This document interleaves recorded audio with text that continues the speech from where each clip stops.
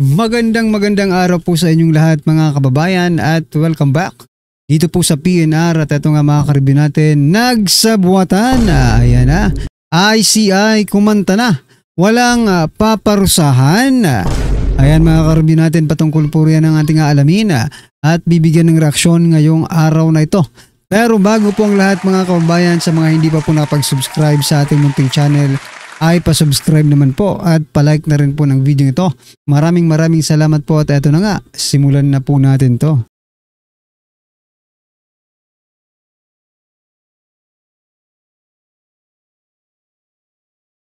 So yan mga kababayan, bago po natin muling i-play ang video ito, pasadahan po muna natin ang mga nagtitrending na mga balita dito po sa mundo ng social media at unahin na po natin to.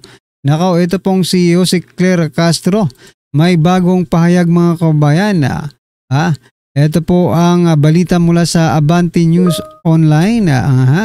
Kawawa ang mga taong parte ng gobyerno pero hindi nakakatulong sa gobyerno at sa bayan.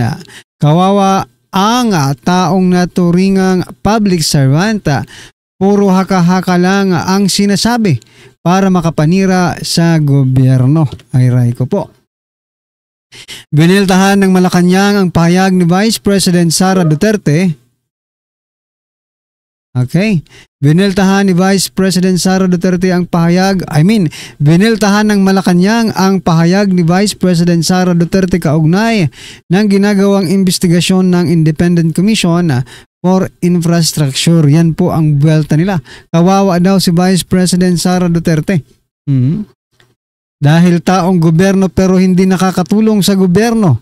Nako, anong tulong ang gusto nyo? Diba? Mukhang kayo po yata ang puro naglalabas ng mga haka-haka, Claire Castro, no? Ang mga sinasabi po ni Vice President Sara Duterte is based on facts na nakikita po ng taong bayan at nakikita niya rin, di ba? Mahirap naman magsalita ka, no? Sabi nga, to see is to believe, Castro. Sinagot naman po ni Vice President Sara Duterte, no? Itong mga pahayag, no? Sabi po dito ni Vice President Sara Duterte, ICI ginawa lang para gawing lehitimo kwento ng gobyerno. Paniwala ko, sa basa ko, sa tingin ko, sa ginagawa niya, gusto niya magbukas ng ICI tapos syempre dahil hindi naman natin alam ang usap-usapan doon sa ICI, para kung anuman yung investigation report ng ICI, yun na yung official na kwento ng nangyaring korupsyon. Diba? Ano po ba ang gustong iparating sa atin ni Vice President Sara Duterte? Itong mga nangyayari ngayon sa ICI, mga kababayan, ay kwento ng gobyerno. This is the drama, script, no, ng gobyerno. Paano hindi na masasabing script? Talagang umaayon, no? Umaayon po sa plano nila ang mga nangyayari ngayon sa gobyerno. Biruin mo si Martin, gagawin pa lang state witness, no? Ano pa ang mga nangyayari sa ICI na masasabi mo talagang parang scripted na ito. Alam na natin kung ano ang kalalabasan, di ba? Ito po ang statement, no, ng direktor ng ICI na si Husaka. ICI aminadong mahaba talaga ang aabutin na proseso para may maipakulong na sangkot sa flood control. Ayan. Gaano naman kahaba ito? Baka hindi na po makapaghintay ang taong bayan sa sobrang haba ng proseso na sinasabi mo, no? Kapag, di ba? Kapag ordinaryong Pilipino ang kahit nagnakaw lang ng pagkain, no? Wala namang ganitong sinasabing kahabang proseso. Kulong agad mga kaubayan. Ibig bang sabihin nito kapag piso lang ang ninakaw mo, wala nang mahabang proseso pa kasi piso lang naman yan no? Pag trillions ang ninakaw mo, mahaba ang proseso. Ay, grabe po ito. Anong pinagkaiba? Dahil ba mahirap? Dahil ba mahirap lang, ordinaryong Pilipino lang ang nagnakaw ng piso? 1 kilong mangga? Di ba? Pero pag trilyones, humahaba agad ang proseso. Bakit? Diba? Magkaiba ba ng kasalanan sila? Parehas lang naman nagnakaw. Diba? Talagang wala tayong maaasahan dito sa ICI. Biruin mo, sabi nga ni yung bago nilang si Azurin. Sabi po wala pa silang nakikitang politikong posibleng sampahan ng kaso. Kaya talaga mahaba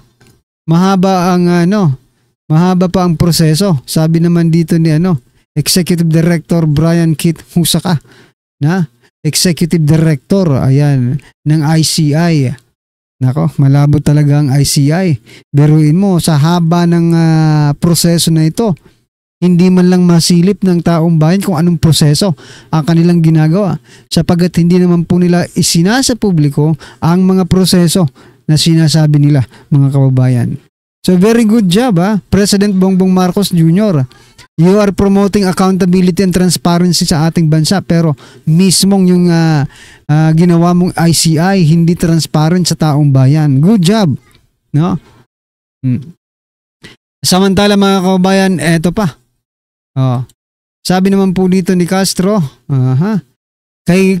kailangan ng proseso. Yan, sabi nga ni Husaka, proseso. Sabi naman ni Castro, kailangan ng proseso, hindi pwede basta-basta magpakulong.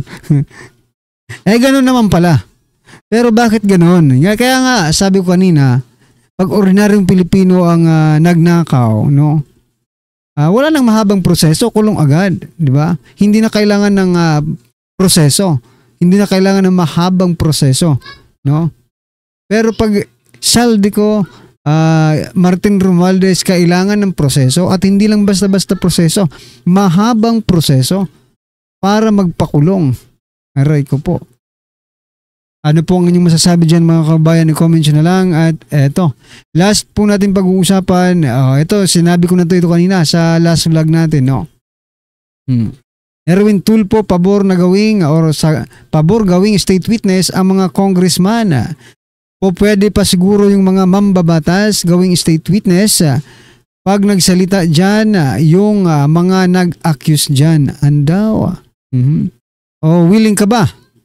Willing ka ba magsalita? Sige, ituro mo.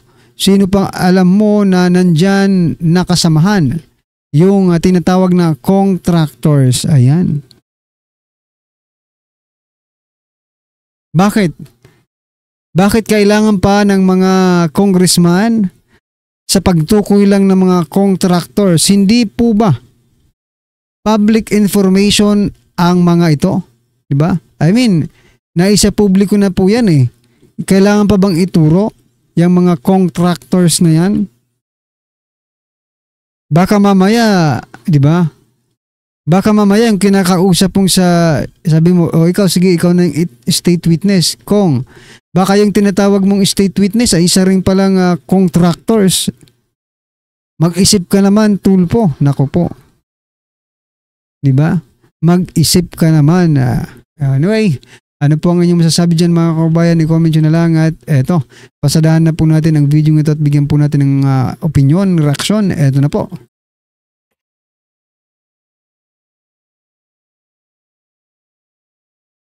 Ito ang mainit na balita na siyang dapat malaman ng taong bayan at tila usap-usapan ngayon sa mundo ng social media. Tila totoo nga ba talaga na ang lahat ng ito ay palabas lamang para lang mapagtakpan ang mga kabulastugang ginagawa ngayon ng Administrasyong Marcos patungkol sa maanumalyang flood control scandal na siyang tunay na nagpapahirap magpasangga ngayon sa maraming Pilipino. Dating Chief of Philippine National Police at ngayon Special Advisor ng ICI na si Rodolfo Azurin Jr. tila binasag na nga ang katahimikan at katotohanan at may nakakagulat rin na ibinunyag sa publiko na pilit umanong ayaw ipalabas ng mga bayarang media. Ano nga kaya ito mga kababayan, ating alamin. Pero bago tayo magpatuloy, kung bago ka pa lang sa aking channel ay huwag mo nang kalimutang mag-like, comment at mag-subscribe para lagi kang updated sa mga susunod nating video.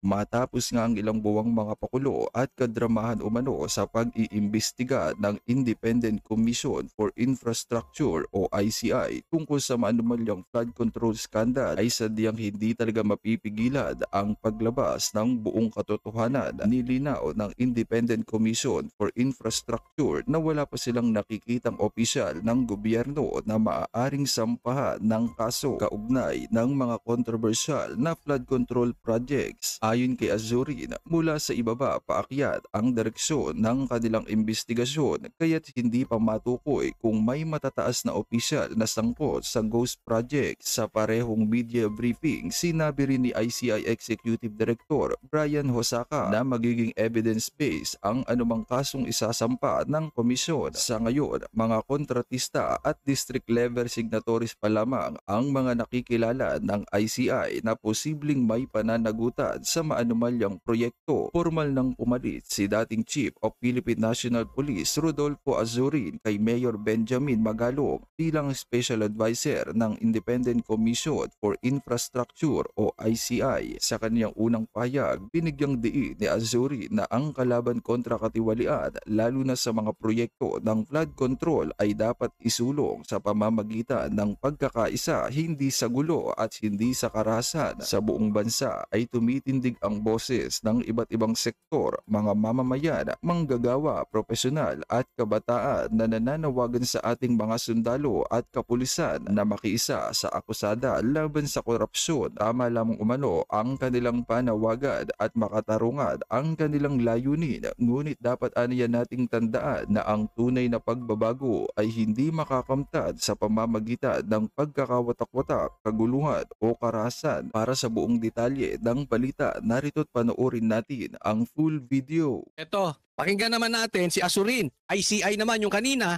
ombudsman. Tinitingnan natin ang direksyon ng ombudsman. Ngayon, tingnan natin yung ICI. Yung ICI, ito yung nag-iimbestiga patungkol dito sa mga flood control projects. Yung ombudsman, iba na istorya. Hindi na siya sa flood control magko-concentrate. Ito, ICI, nakafocus talaga ito sa flood control, sa ghost projects. O, tingnan natin, ha? Wala pa kami nakikita na. But definitely, ang umpisa kasi ng investigation dyan is dun sa babae, dun sa district, yan. We just follow yung paper trail siguro. O yan, wala pa silang nakikita. Nalulunod na yung mga kababayan natin sa ghost projects, sa baha. Itong nag-iimbestiga na tinalaga ni Marcos, wala pa rin nakikita. At ang gustong simulan, galing sa baba. Hindi natin masabi pa sa ngayon. Yung sino rin makakasuhan sila. Wala pa naman. Sino yung makakasuhan? It will depend on the evidence, no? Kung anong evidence ang meron kami makukuha, di siyempre sila yung may ilalagay. O sino yung makakasuhan, depende sa ebidensya nila. At kung sino yung may ebidensya yung ilalagay. Ang problema, walang makakasuhang politiko. Wala pa. So in short, wala silang nakikitang ebidensya. Anong klaseng ICI ba ito? Gusto nyo malaman kung bakit wala silang nakikita? Napaliwanag ko maya-maya. Doon sa aming referral, as persons who may be responsible. So, gaya natin, like the first referral that we filed before the ombudsman, it will be evidence-based. Oh, evidence-based. Okay. Ganito po yan. Gusto nilang simulan sa ilalim. Ang dami nyo nang narinig sa Senado na binabanggit na si Tambi at si Saldi. Gusto nyo pa rin simulan sa ilalim. Imbestigahan nyo si Tambi, si Saldi, marami kayong makukuhang ebidensya. Hindi ko maintindihan, why are you protecting the king? Ganyan po kasi lumalabas. Totoo man yan or hindi dahil gusto nyo sa ilalim magsimula. Dalawa lang po yan kung bakit kayo walang makuhang ebidensya. Kasi nga, sa ilalim kayo nagsisimula. Kung sinimulan nyo na kay Tambi at kay Saldi, meron na. Siguradong mayroon kayong makukuha agad-agad. Pero higit sa lahat, ito po ang problema ninyo. Hindi nyo kasi ino-open sa publiko. Gusto nyo yung investigasyon secret. Kayo-kayo lang ang mag-iimbestiga. Tigas ng ulo ninyo. Sinasabi na ng Iglesia ni Cristo, sinasabi na ng taong bayan, sinasabi ng mga ibang senador, sinasabi ng ibang politiko. I-public nyo po yung investigasyon nyo. Parehas kayo ng amo ninyo, si Bongbong Marcos, hindi marunong makinig. Kaya until now, instead na sinasalubong ni Bongbong Marcos yung problema, Kaya wala siyang masolusyonan kasi hindi marunong makinig. Ang pinapakinggan niya multo. Baka kayo, gusto nyo rin magtanong sa tatay nyo. Baka gusto nyo rin magtanong sa multo. Lahat na ng sigaw ng taong bayan na i-public ninyo yung investigasyon. Ayaw nyong gawin Kasi pag pinablik nyo yan, maraming lalantad. Yung iba may mga suggestion. Yung iba, halimbawa, yung mga bagman, yung mga security, di ba mayroong isang Marines, may Marines na umamin. Pag nakikita niya yung investigasyon, ako matutumbok ako, aamin na rin. Sa madaling salita, kung yan ay isa publiko, maraming makakaalam. Maraming makikita. Ay, oo, nakikita ko yan. Yung kapitbahay ko, ganyan, lagi silang bagbag. Bahay to ni ganito, bahay to ni ganyan. Oo, ito yung kapitbahay ko, siya yung security. Marami ka makukuha. Hindi kasi kayo open Akala nyo sobrang talino nyo na kayo lang ang pwedeng makaalam. Hindi kayo bukas sa suggestion ng taong bayan. Kaya palpak tong gobyernong ito So yung ombudsman, inuuna yung problema dati. Ito namang ICI na dapat nag-iimbestiga ng baha, ang gustong i-focus yung mga bubuit, yung mga buitre. Kaya ayaw nilang unahin. Tingnan nyo? Kung paano nililigaw ng administrasyong ito ang investigasyon. Di umano. Kasi andyan lahat Tumutukoy ba? Hindi. Isa lang ang tanong ko sa inyo mga kababayan, pakilagay nyo po dyan. Pumupunta ba? Minamadali ba? Inuuna ba ang mastermind? Yun lang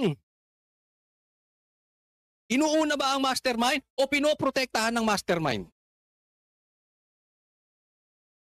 Ayan mga kababayan, halatang halata naman na hindi inuuna, di ba, ang taong bayan kung di pinoprotektahan ang mastermind. Ayan mga karabin natin, ano po ang inyong opinion, reaksyon patungkol po sa video ito, i-comment nyo na lang po sa baba. Maraming salamat po.